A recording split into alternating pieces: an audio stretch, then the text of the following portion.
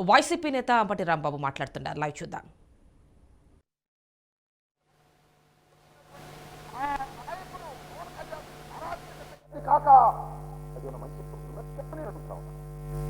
అలాంటి అరాచక శక్తితో నువ్వు కలిసి అరాచకాన్ని సృష్టించాలని ప్రయత్నం చేస్తున్నావంటే ఎంత దురదృష్టకరమైనటువంటి పరిణామాలు రాష్ట్రంలో వస్తున్నాయి. ఆలోచించమని మనకి చంద్రబాబు నాయుడు రావైలో పోలీసుల మీదకి జనాన్ని రెచ్చగొట్టాల్సినటువంటి ప్రయత్నం చేస్తాడు.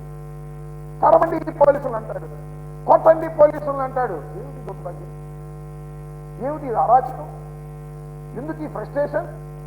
అధికారుల నుంచి రాలేమనే కదా ఇలాంటి దౌర్భాగ్యమైన పరిస్థితి చేస్తున్నాడు.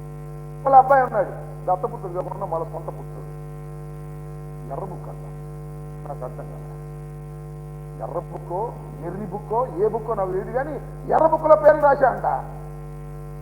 పేర్లు రాసిన అధికారంలోకి వచ్చినట్టు వాళ్ళు సాధిస్తారంట. ఏమిటి నాకు అర్థం కాలేదు. ఎవరిని బెదిరిస్తామయ్యా? పవన్ కళ్యాణ్ లేదా లోకేష్, చంద్రబాబు నాయుడు గారు ఎర్ర పుస్తకాల్లో పేరు రాసుకుని మమ్మల్ని బెదిరిస్తారా? అధికారులను బెదిరిస్తారా? ఏమిటి బెదిరింపులు? ఇవాళ అయ్యేదేనా? ఇలాంటి దుర్మార్గమైనటువంటి పరిస్థితి ఎందుకు దిగజారిపోయారు? వాళ్ళు ఎక్కడ గెలిచే పరిస్థితి లేదు. చాలా స్పష్టంగా చెప్తున్నా నేను, ఈ రాష్ట్రంలో తిరిగి తెలుగుదేశం పార్టీ అధికారంలోకి రావడం కల్లా అది నాకన్నా మీకన్నా వాళ్ళకి బాగా. చివరికి కుప్పంలోనే చంద్రబాబు నాయుడు గారు గెలుపొందేటటువంటి పరిస్థితి లేదు. ఒక మాట, ఆయన మాట్లాడిన మాటలు వినండి, నేను చెప్తాను. కుప్పం వెళ్ళాడు కదా, కుప్పం ఏం మాట్లాడాడు? నన్ను మళ్ళా ఎన్నుకుంటే కుప్పాన్ని ప్రపంచానికి అనుసంధానం చేస్తాడంట. కుప్పంలో ఎయిర్పోర్ట్ పెట్టి కూరగాయలు ఎగుమతి చేస్తాడంట. కుప్పంలో అక్కడ కూర్చునే పనిచేసే విధంగా దేశం మొత్తం, ప్రపంచం మొత్తం పనిచేసే విధంగా అక్కడ ఉన్నటువంటి వారికి ఉద్యోగ అవకాశాలు కల్పిస్తాడట. ఇది వాగ్దానం చేశాడు. కొత్తగా వస్తున్నావు రాజకీయాలు, కొత్తగా ఏమన్నా కుప్పంలో నిలబడుతున్నావా? కొత్తగా మళ్ళీ ముఖ్యమంత్రి కావాలన్న ప్రయత్నం చేస్తున్నావా? 14 సంవత్సరాలు ముఖ్యమంత్రిగా ఉన్నవే, ఎన్ని సంవత్సరాలు నువ్వు రిప్రజెంట్ చేసావు కుప్పానికి? ఏం చేశావని అడుగుతా ఉన్నా. అప్పుడు చెయ్యని వాడివి ఇప్పుడు చేస్తావంటే నమ్మడానికి కుప్పం ప్రజలు ఏమన్నా అమాయకులా అని అడుగుతా ఉన్నా. ఇంత చిన్న విషయం అంటే ఎంత హాస్యాస్పదమైన విషయం అంటే, చివరికి రెవెన్యూ డివిజన్ తీసుకురాలేకపోయావు. నీ అధికారంలో ఉండదు కుప్పానికి రెవెన్యూ డివిజన్ తీసుకురాలేకపోయావు. నీ కుప్పాన్ని మున్సిపాలిటీ చేసుకోలేకపోయావు. అక్కడ రాదా ఎందుకు? నా నియోజకవర్గం నేను అక్కడ పోటీ చేశాను, నేను అక్కడ దాన్ని బ్రహ్మాండంగా చేస్తాను, ఆ ఎయిర్పోర్ట్ తీసుకొస్తాను, అక్కడ అనుసంధానం చేస్తాను, అది చేస్తాను, ఇది చేస్తాను అన్నాడు. కొంప కట్టుకున్నావంటే, సొంత ఇల్లు కట్టుకున్నావా? వస్తే కుప్పం వస్తే గెస్ట్ హౌస్లో ఉండాలి నువ్వు. ఇక్కడ ఆంధ్రప్రదేశ్ వస్తే లింగమనేని వాళ్ళ గెస్ట్ హౌస్లో ఉండాలి. పవన్ కళ్యాణ్ ఆంధ్రప్రదేశ్ వస్తే నో హోటల్లో ఉండాలి. సొంత ఇల్లు లేనటువంటి వారు మీరు ఈ రాష్ట్రంలో. మీరు ఇవాళ ఈ రాష్ట్రాన్ని ఏదో చేస్తారు అంటే కుప్పం ప్రజలే కాదు, ఏ ప్రజలు నమ్మనటువంటి పరిస్థితి ఉన్నది అనే విషయాన్ని మీరు గమనించండి. ఏదో ఒక విధంగా అరాచకం చేయాలి, ఏదో ఒక విధంగా దాడులు చేయాలి, దాడులు చేసి అల్లకల్లోలం చేసి రాష్ట్రాన్ని సర్వనాశనం చేయాలి అనేటువంటి ఆలోచనే ఈ కలయిక తప్ప ఇది రాష్ట్ర ప్రయోజనాల కోసం కలిసినటువంటి కలయిక కాదనే వాస్తవాన్ని ప్రజలు గమనించాలి, ఓటరు మహాశయులు గమనించాలి, మేధావులు గమనించాలి అని ఈ సందర్భంగా నేను మనం ఎంత దుర్మార్గమైనటువంటి ఆలోచనలు చేసి వల్ల చంద్రబాబు నాయుడు గారు, పవన్ కళ్యాణ్ గారు, లోకేష్ గారు అరాచకాలు సృష్టించేటువంటి కార్యక్రమాన్ని చేస్తున్నారు. నేను మనం చేస్తున్నా. ఇవాళ ఏదో మా శాసనసభ్యురాలు, మా మంత్రివర్యులు, బీసీ కులానికి చెందినటువంటి ఒక మహిళ ఆఫీసు మీద మీరు దాడి చేశారే, చట్టం ఊరుకుంటుందా? ఉక్కు పాదంతో అణిచివేస్తాను జాగ్రత్త అని మనవి చేస్తున్నా. అరాచక శక్తులకు ఈ రాష్ట్రంలో తావులేదని మనవి చేస్తున్నా. ఉక్కు పాదంతో అణిచివేస్తాం, మళ్ళా అరెస్టులు చేస్తారు చట్ట ప్రకారం, వారికి తగిన శిక్షలు వేసే విధంగా ప్రయత్నం చేస్తాం. దేనికి భయపడే ప్రశ్నే లేదు. ఈ రాష్ట్రంలో లా అండ్ ఆర్డర్ను కాపాడటానికి వైఎస్ఆర్ కాంగ్రెస్ పార్టీ సిద్ధంగా ఉంది. తప్పు చేస్తే చంద్రబాబు అయినా, లోకేష్ అయినా, పవన్ కళ్యాణ్ అయినా, నిన్న మొన్న రాళ్ళు వేసిన పేదవలైనా వారిని నేను అడుగుతానయ్యా. పవన్ కళ్యాణ్ గారు కాస్త ఆలోచించి చెప్పండి. మీ పార్ట్నర్ని అడుగు, మీ దత్త తండ్రిని అడుగు. సిబిఐని వద్దని అడుగుతుంది. సిబిఐ రాష్ట్రంలోకి రావడానికి వీళ్ళదని తాళాలు వేశాడు. అలాంటి సిబిఐ మీద నీకు ప్రేమ కలిగింది. ఆయన అనలేడు సిబిఐ అంటే, ఎందుకంటే ఆయన అనలేడు కాబట్టి నీ చేత అనిపిస్తున్నాడు. రావణాసుడికి 10 తలకాయలు ఉన్నట్టు చంద్రబాబుకు నువ్వు ఒక తలకాయ. ఈ తలకాయ మాట్లాడుతున్నాడు. సిబిఐ ఎంక్వైరీ చేయాలి జగన్మోహన్ రెడ్డి గారి దగ్గర, ఎంక్వైరీ చేయాలి, అవినీతి జరిగింది. సిబిఐ ఏంటి నాకు అర్థం కాదు. Central government authority, central government వారు వేస్తే వేస్తారు.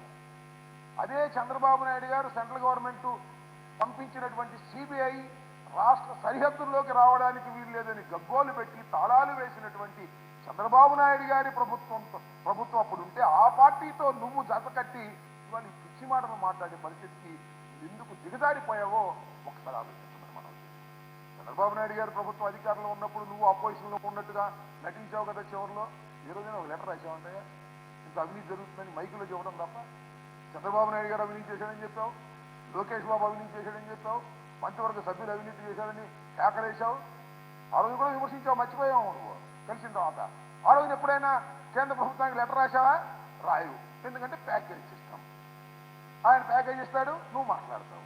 ఇవాళ కూడా నువ్వు ఆయన ప్యాకేజ్ ఇస్తేనో ఆయన ఏదో ఇస్తేనో జగన్మోహన్ రెడ్డి గారి ప్రభుత్వం మీద సిబిఐ ఎంక్వైరీ చేయాలని లెటర్ రాసేటటువంటి స్థాయికి దిగజారిపోయినటువంటి పరిస్థితిలో ఉన్నామనే విషయాన్ని ఈ సందర్భంగా నేను చెప్పదలుచుకున్నాను. మరొక విషయాన్ని చాలా స్పష్టంగా మరొకసారి రీట్రేట్ చేస్తున్నాను. ఈ జనసేన తెలుగుదేశం పార్టీ కలయిక 2 అరాచక శక్తుల కలయిక. ఈ కలయిక రాష్ట్రానికి ఆరోగ్యకరం కాదు. ఈ కలయిక ఈ రాష్ట్రాన్ని సర్వనాశనం చేయడానికి పనికొచ్చేదే. వీళ్ళు గెలిచేవాళ్ళు కాదు, చచ్చేవాళ్ళు కాదు. అరాచకాన్ని సృష్టించి ఈ సాంప్రదాయాలన్నింటినీ కూడా భిన్నం చేసి అరాచకాన్ని సృష్టించాలని ప్రయత్నం చేసేటటువంటి తత్వం కలిగినటువంటి చంద్రబాబు నాయుడు గారికి ఒకటే ఒక లక్షణం ఉంది. అధికారంలో ఉంటే అందరూ ప్రశాంతంగా ఉండాలి, పోలీసు వ్యవస్థ మంచిదని చెప్పాలి. అధికారం పోయిందంటే తగాదాలు సృష్టించాలి, గొడవలు సృష్టించాలి, పోలీసుల మీద ఎగబడాలి. ఇది చంద్రబాబు నాయుడు గారి నైజం. ఇది నేను చెప్పిన మాట కాదు, ఆయన తోడలుడే పుస్తకంలో రాసినటువంటి సత్యాలు. మన ఎన్టీ రామారావు గారు కూడా అనేక సందర్భాల్లో పాపం ఆయన్ని తీసేసిన తర్వాత చెప్పినటువంటి సందర్భాలు కూడా ఉన్నాయి. అవన్నీ చూసుకోమని మనవి చేస్తున్నా. కాబట్టి ఈ రాష్ట్రంలో అరాచకాలు సృష్టించడానికి ప్రయత్నం చేసేటటువంటి ఈ రాజకీయ శక్తుల్ని ప్రజలు గమనించాలని. ఎవరైతే అరాచకాలు సృష్టించడానికి ప్రయత్నం చేసి విడుదల రజనీ గారి ఆఫీస్ మీద దాడులు చేశారో ఖబర్దార్ చెప్తున్నాం. ఇలాంటి దాడులు చేసే వాళ్ళని చట్టం వదిలిపెట్టదు, ఉక్కు పాదంతో అణిచివేస్తాం, జాగ్రత్త అని ఈ సందర్భంగా మీ ద్వారా వారికి హెచ్చరిక చేస్తూ ఉన్నానని మనం చేస్తాం.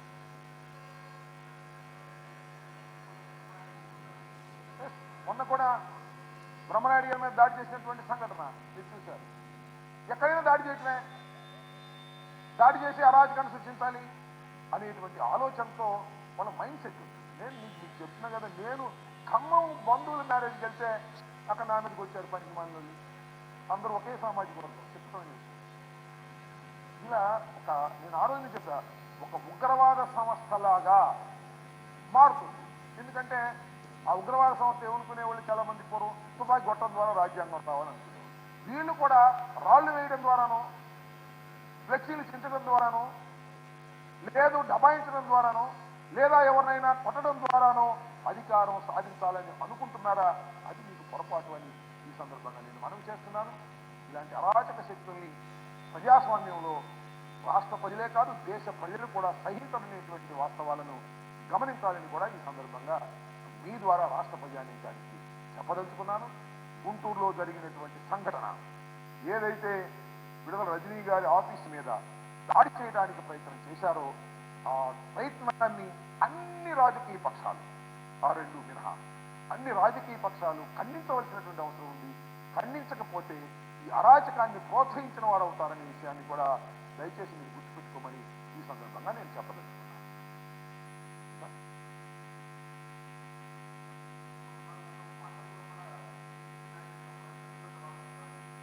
చాలా సందర్భాల్లో ఆచరణనే కాదు, వాళ్ళు ఎప్పుడైతే చంద్రబాబు నాయుడు గారు చాలా ఫ్రస్ట్రేషన్లో ఉన్నారు. ఎందుకు ఫ్రస్ట్రేషన్ ఉన్నాయంటే చాలా సందర్భాలు చెబుతున్నాడు, నాకేమి 14 సంవత్సరాలు ముఖ్యమంత్రిగా చేశాను, నాకేమీ ముఖ్యమంత్రి అవసరం లేదు అంటున్నాడు.